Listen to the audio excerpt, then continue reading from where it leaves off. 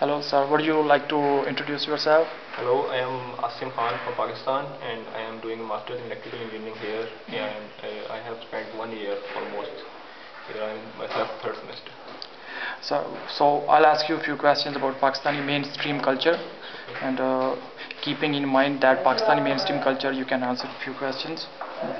So I'll go ahead and ask you question number one. So do people in Pakistan prefer hiring their relatives, or relation don't matter? So how would you say that? Actually, you can say that mostly companies they hire people depending on their skills because obviously skill is very much needed for higher ranks for the posts which are more related to skills. The people they Yeah. hire people the people are hired based on their skills. But for some work like low level work which is not in which skill is not much required, so maybe sometimes relatives are preferred over the Other other people. candidates. Yes. Okay. And for example, if your cousin is working in your company and he misbehaves at work, so how hard or easy is it for you to fire him? Can you fire him easily? Will it depend on your relation with your uncle? Actually, in Pakistan, we have so much close relations with our relatives and with our Yeah. parents and all this. So it is not that much easy to fire a person who is your relative. So Yeah. it feels a bit difficult, but obviously it depends on the situation. If it is getting much and worse, so Yeah. you will fire. You will actually fire him. Yes, Yeah, obviously sometime. you have to fire, but it's very difficult. Because relations are very important. Yes, you are right. And for example, if you need to complete a project for your school, for your company, and you have two options, you can work alone or you can work with your friends or with other people. Which one you prefer? What do you prefer? It depends on different people, but I think most of the people, and including me also, it would be good if I have a bunch of friends with me and we all work together. It would be obviously a more, you can say, more enjoyable and more interesting for all of those instead of working alone. Right. And I'll ask you about few questions about education system. So are students allowed to ask questions to their teacher, or can they call their teacher by name? And what would you describe the typical teaching style in Pakistan? I would say that what was the first part? Uh, can student ask questions to their teacher? Yes, obviously there is no problem in asking questions to teachers. Maybe I think it's better. It's a very good option to that students ask questions so that they get familiar with teachers and also get some more knowledge as much as knowledge as they can get from their teachers. And talking about respect, I think respect is very important to have a respectable relationship between student and teacher. So it's also in Pakistan, students very much respect their teachers and mostly they don't call them with their names. Mostly what you can say, not mostly, all the time they just call Yeah. them sir or madam, something like that. And they may use their names after sir or professor, but they will not call any teacher by their name, by first name or something like that. Directly, right.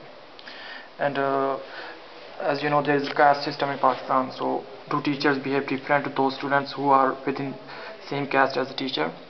I don't think so because most of the teachers they are neutral and I don't think they know the caste of all the students in their class and mostly most of the teachers I would say more than 90% they behave neutral to all the teachers and it depends on how intelligent and how skilled the student is. Yeah. And I don't think it depends on caste to behave differently with different people. So it depends on the student's ability and intelligence. Yes, you're right, exactly.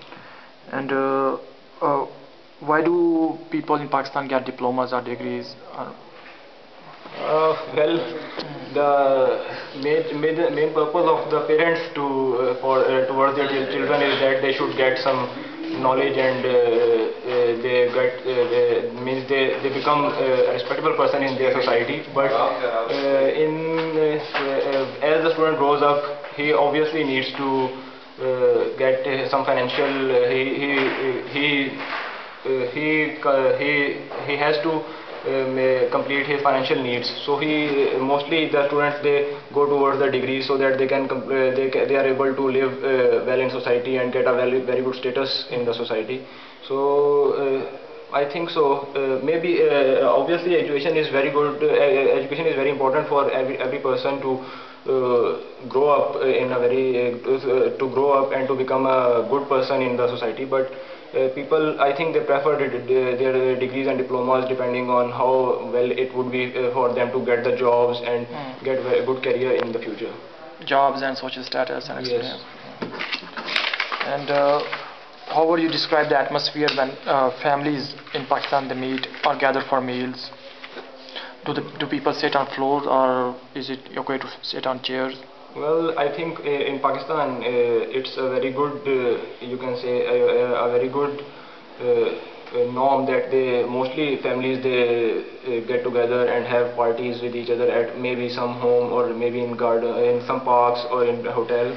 So on the different occasions like we have some our religious occasions or some birthday or something like that, they get together and have parties and have fun. So they usually it's not a problem that for Pakistani some people they prefer to sit on floor to eat and some people they use chairs, or it's not it's not a packed rule that you have to sit on floor, or you can use any means on floor or on chairs. You can mean it's comfortable for everyone. Okay. And how do families perform weddings and funerals? Are they open to large communities? Yes.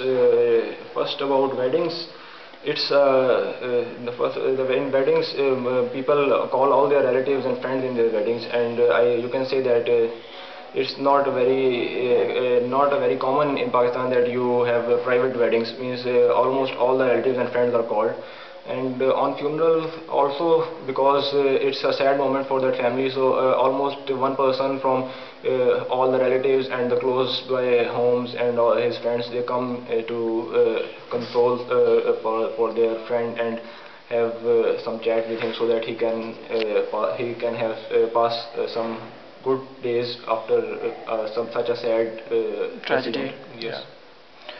And when do people leave their house, parents' house in Pakistan?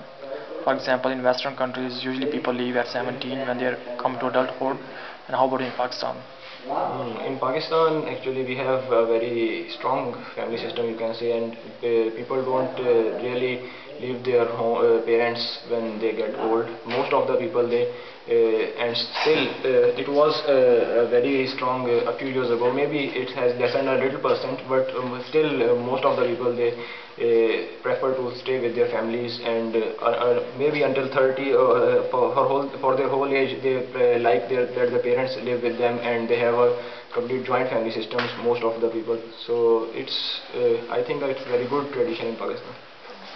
Okay, and what responsibilities do Pakistanis have when it comes to caring for the elderly? How do people care or take care of their parents when they are old in Pakistan? Actually, it the people they obviously care for their parents and they respect their parents in each for so. As the parents get older, they need more and more care from their children. So I think the children also know that they have to take more care of their parents. So as they get older, they keep the responsibilities. They know their responsibilities and they try to take as much care of their parents as they can. Well, I'll ask you the last question. Do people in Pakistan prefer privacy or do they prefer being around with their friends? Can you explain?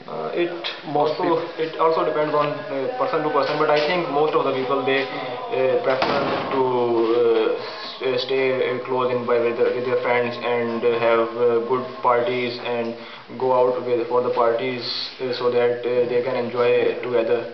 So I think so. It's that most of the people they like to have to go out with their friends instead of going alone or staying alone. Alright, thank you sir so much. Thank you. Thank you.